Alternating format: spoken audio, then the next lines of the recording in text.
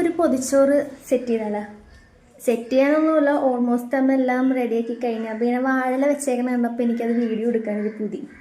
എന്നെക്കൊണ്ട് ഇത്രയൊക്കെ എല്ലാം ആവുള്ളൂ.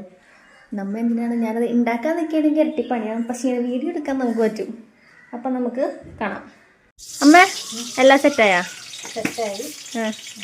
അധികം കറികളൊന്നുമില്ല, ഇവിടുത്തെ കുറച്ച് സെറ്റാക്കി എടുത്തതാണ്. അതെ, ഒരു പൊതിച്ചോറങ്ങാട് ഉള്ളത് വെച്ചല്ലേ. നമുക്കപ്പോൾ കണ്ടാലോ എന്തൊക്കെ ഉണ്ടാക്കിയെന്ന്. ഗൈസ്, എന്നെ കണ്ടിട്ടൊരു ഉറക്കപ്പിച്ച് ദുഃഖമൊന്നുണ്ട് ഗൈസ്. എൻ്റെ അമ്മ പറഞ്ഞ എന്നെ കണ്ടിട്ട് ഉറക്കത്തിൽ നിന്ന് എന്നിട്ടൊന്നുമില്ലെന്ന്. വേറെ ഒന്നും 2 ദിവസമായിട്ട് തുമ്മലൊക്കെ ഉണ്ടായിരുന്നു. അപ്പം തല നനച്ചിട്ടില്ല, പിന്നെ മുടിയാങ്കിൽ അഴിഞ്ഞ് കിടക്കുകയാണ്, അതുകൊണ്ടൊക്കെ ഇരിക്കും. ഫൈനലി നമ്മുടെ എല്ലാ കറികളും സെറ്റായിട്ട് അമ്മ അതേ വിളമ്പി തുടങ്ങി. ട്യൂഷനെല്ലാം ഇങ്ങനെ ചോറ് കിടക്കണമെന്ന് നല്ല രസമുണ്ടല്ലേ.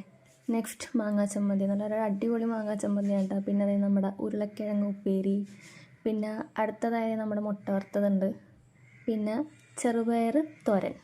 ഞാൻ ആദ്യം പറഞ്ഞപ്പോൾ എന്തോ തെറ്റിപ്പോയി, പിന്നെ ഞാനത് വോയിസ് ഓവർ കൊടുത്തേണ്ട. നെക്സ്റ്റ് ഇതേ വെള്ളരിക്ക ഇട്ട് വെച്ച മോരുകറിയാണ് ഗൈസ്. പക്ഷേ എൻ്റെ ഫേവറേറ്റ് പൈനാപ്പിൾ ഇട്ട് വെച്ച മോരുകറിയാണ് കേട്ടോ. പിന്നെ മാമ്പഴ പുളിശ്ശേരി, അങ്ങനത്തെ സംഭവമൊക്കെ എനിക്ക് ഏറ്റവും ഫേവറേറ്റ്. ഫൈനൽ ലുക്ക് അടിപൊളിയായില്ലേ നമ്മുടെ. പിന്നെ അതേ ചടേന്ന് പറഞ്ഞ് പൊതിഞ്ഞു തുടങ്ങി. ഇത് ഞാനത് എഡിറ്റ് ചെയ്തിട്ടാണ് ഇത്ര സ്പീഡിൽ പൊതിഞ്ഞ് തുടങ്ങി ഇതാക്കിയത്.